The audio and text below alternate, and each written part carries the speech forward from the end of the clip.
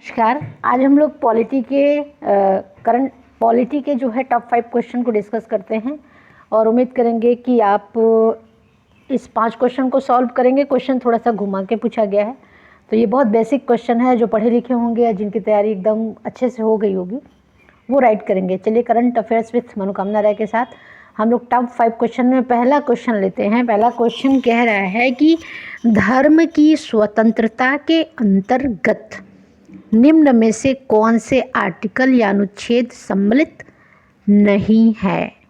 कोई एक ही इसका आंसर होगा। आप अगर आर्टिकल 25, आर्टिकल 26, 27 और 28 को अच्छे से पढ़े होंगे तो इस क्वेश्चन का आंसर आप दे पाएंगे। तो आप मुझे बताइए कि धर्म की स्वतंत्रता के अंतर्गत कौन सा अनुच्छेद शामिल नहीं किया गया है। इसमें क्या, इसको इंग्लिश में क्या बोलेंगे, right to freedom of religion के अंतर्गत कौन सा अनुच्छेद है। 25, 26, 27, 28 कौन सा इसमें नहीं है। कोई एक होगा या नहीं भी हो सकता है। तो आप मुझे बताइए कि कौन सा इसका आंसर होगा।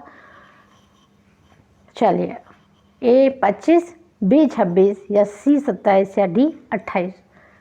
उम्मीद है कि अभी तक आप इसको राइट कर चुके होंगे। तो इसका राइट आंसर ना ही ए होगा, ना बी होगा, ना सी होगा, ना डी होगा, क्योंकि ये सारे article right to freedom of religion यानी कि धर्म की स्वतंत्रता के बारे में बात करते हैं। तो आर्टिकल 25 जो है वो क्या कहता है। आर्टिकल 25 कहता है कि अंतःकरण को और धर्म को अबाध रूप से मानने यानी कि मानने, आचरण करने और प्रचार करने के लिए आप स्वतंत्र हैं। 25 क्या कहता है, धर्म की स्वतंत्रता की बात कहता है। और इसमें ये क्या कहता है कि अंतःकरण की, और यानी कि कोई भी धर्म को आप मानने के लिए, मेरा मन कोई भी धर्म, हिंदू है, मुस्लिम है, सिख है, ईसाई है, मानिए। और मानने के साथ उसको आचरण में भी ला सकते हैं। अगर हम हिंदू हैं तो हम हवन कर सकते हैं, पूजा कर सकते हैं, अर्चना कर सकते हैं। मुस्लिम है तो नमाज़ पढ़ सकते हैं, वज़ू बना सकते हैं। और कह रहा है और प्रचार, और इसका प्रचार भी कह सकते हैं, मतलब इस अपने धर्म के बारे में लोगों को अच्छी अच्छी बातें बता सकते हैं। तो ये चीज़ें 25 में बोली गई है, तो ये तो बाहर नहीं होगा। अब 26 क्या कहता है।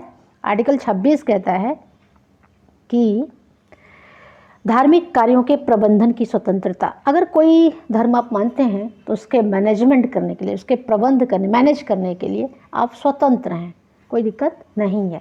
27 क्या कहता है। 27 कहता है कि किसी भी विशिष्ट धर्म की, कोई भी विशिष्ट धर्म की अभिवृद्धि यानी उसको बढ़ाने के लिए, प्रमोशन करने के लिए आप जो है करों के संदाय के बारे में, टैक्स लगाने के बारे में स्वतंत्र हैं। किसी भी करों के संदाय के बारे में बात करता है, तो ये आर्टिकल 27 कहता है।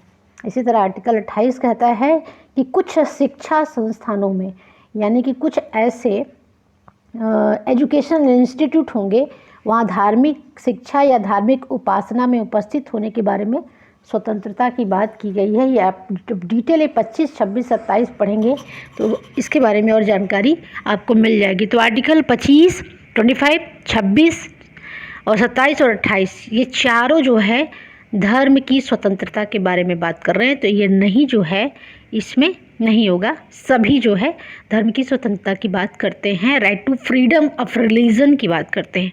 तो ये क्वेश्चन अगर आप पढ़े होंगे तो यहाँ से एक क्वेश्चन आपको मिलेगा। नेक्स्ट क्वेश्चन है, धर्म की स्वतंत्रता के अंतर्गत मूल अधिकार में कुल कितने अनुच्छेद यानी आर्टिकल को शामिल किया गया है। हाउ मैनी आर्टिकल इन, आप क्या कहते हैं, फ्रीडम ऑफ रिलीजन। तो ये देखिए, अभी हम लोग इसके बारे में बात कर रहे हैं कि ए कह रहा है 3 आर्टिकल, बी कह रहा है सिर्फ 4 आर्टिकल, सी कह रहा है 5 अनुच्छेद और डी कह रहा है 8 अनुच्छेद। तो 8 तो नहीं है, 8 को हम बाहर कर देंगे। 3 नहीं है क्योंकि अभी हम 4 देखे इसके पहले वाले क्वेश्चन में, और 4 और 5 में कन्फ्यूज़न है।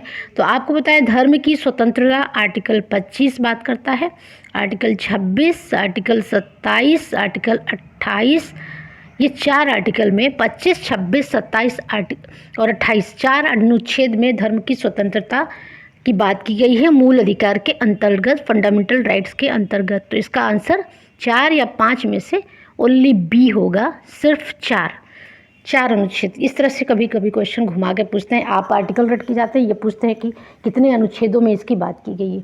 तो क्वेश्चन नंबर आपका 2 हो गया, 4 यानी बी। नेक्स्ट क्वेश्चन हम लेते हैं।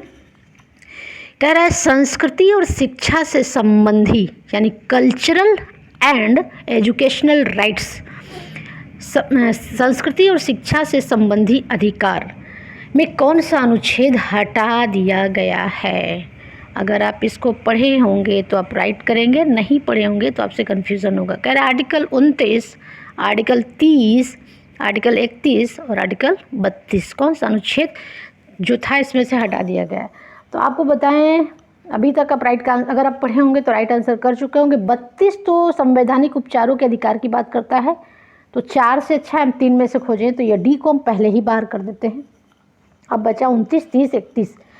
अब कल्चरल एंड एजुकेशनल राइट्स में कौन कौन सा अनुच्छेद हटाया गया है, कन्फ्यूजिंग है तो इसको आप देख लीजिएगा। आर्टिकल 29 क्या कहता है? अल्पसंख्यक वर्गों के हितों के संरक्षण के बारे में बात करता है, यानी protection of interest of minorities की बात करता है। तो ये तो हटाया नहीं गया, ये तो है। आर्टिकल 29 मूल अधिकार के अंतर्गत किसकी बात करता है? जो अल्पसंख्यक हैं, जो कम संख्या में कम है, माइनॉरिटीज़ हैं। आप मुझे बताइएगा कि कौन कौन से धर्म जो हैं अल्पसंख्यक माइनॉरिटीज़ के अंतर्गत आते हैं, उनकी संख्या कितनी है, आइए मुझे बताइएगा। तो 29 तो नहीं होगा, 32 को निकाल दिया, बचा 30 और 31। 30 क्या कहता है? शिक्षा संस्थाओं की स्थापना और प्रशासन करने का अल्पसंख्यक वर्गों का अधिकार, यानी कि कोई भी minorities, right of minorities to establish and administrators educational institute, यानी कि 30 भी बात कर रहा है उन अल्पसंख्यक वर्ग को, जो भी संख्या में कम है, वो कोई भी शिक्षा संस्थान को स्थापित कर सकते हैं और उसका प्रशासन कर सकते हैं। तो 29 और 30 दोनों तो है, बचा 32 को हम निकाल चुके थे। आर्टिकल 31 को जो है हटा दिया गया है, तो इसका राइट आंसर सी होगा। तो ये आपका राइट आंसर है। उम्मीद करेंगे कि ये क्वेश्चन आप राइट किए होंगे। नेक्स्ट क्वेश्चन लेते हैं। कौन सा अनुच्छेद संविधान के उपचार की बात को समाहित करता है? ये देखिए बहुत प्रचलित क्वेश्चन है, इसको आंख बंद करके लोग सॉल्व करते हैं। कौन सा अनुच्छेद संविधान के उपचार की बात करता है? आर्टिकल 32, आर्टिकल 33, आर्टिकल 34 और या आर्टिकल 35 संवैधानिक उपचार की बात कर रहा है। चलिए बता देते हैं। तो आपको बता दें कि ये जो है सब लोग इस पे ए पे टिक करेगा। हम भी अगर मेरे सामने क्वेश्चन आता तो हम भी 32 पे लगाते।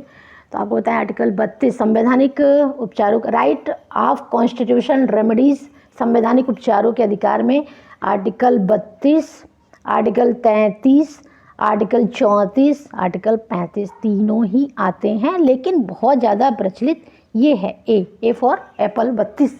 तो रेमेडीज़ की बात, कॉन्स्टिट्यूशन में रेमेडीज़ की बात केवल आर्टिकल 32 करता है। और आपको बताएं ये जब संवैधानिक उपचार के अधिकार की बात करता है तो ये चारों इसमें समाहित है। अगर पूछेगा सर्वोत्तम तो 32 लगाएंगे, अदरवाइज 32, 33, 34, 35 आप उठा के बैरेक्ट देख लीजिएगा। बैरेक्ट में 32 में कुछ बात है, कुछ आप देखेंगे 33 में है, कुछ 34 में है, कुछ 35 में है। तो रेमेडीज़ की बात सभी करता है, तो उपरोक्त सभी होगा। और अगर सिर्फ एक पूछेगा तो आप 32 पे लगाएंगे, तो आपका राइट आंसर हो गया ऑल एबव ऑल। चलिए तो आप एक क्वेश्चन, मूल अधिकार के किस अनुच्छेद के अंतर्गत लोक नियोजन में अवसर की समानता की बात की गई? ये बहुत फेमस क्वेश्चन है और इस क्वेश्चन को लोग गलत नहीं करता है। आर्टिकल 16, आर्टिकल 17, आर्टिकल 18 या आर्टिकल 19 लोक नियोजन में अवसर की समानता की बात, ए, बी, सी या डी, कौन सा राइट आंसर होगा? तो चलिए इसको देख लेते हैं एक बार। आर्टिकल 19 क्या करता है? आर्टिकल 19 जो है बात करता है वाक स्वतंत्र आदि विषयक अधिकारी की, यानी स्वतंत्रता की बात करता है, तो इसको हम बाहर कर देते हैं। 18 क्या कहता है? आर्टिकल 18 कहता है एबॉलिशन ऑफ टाइटिल, उपाधियों के अंत की बात करता है, इसलिए भारत हो गया।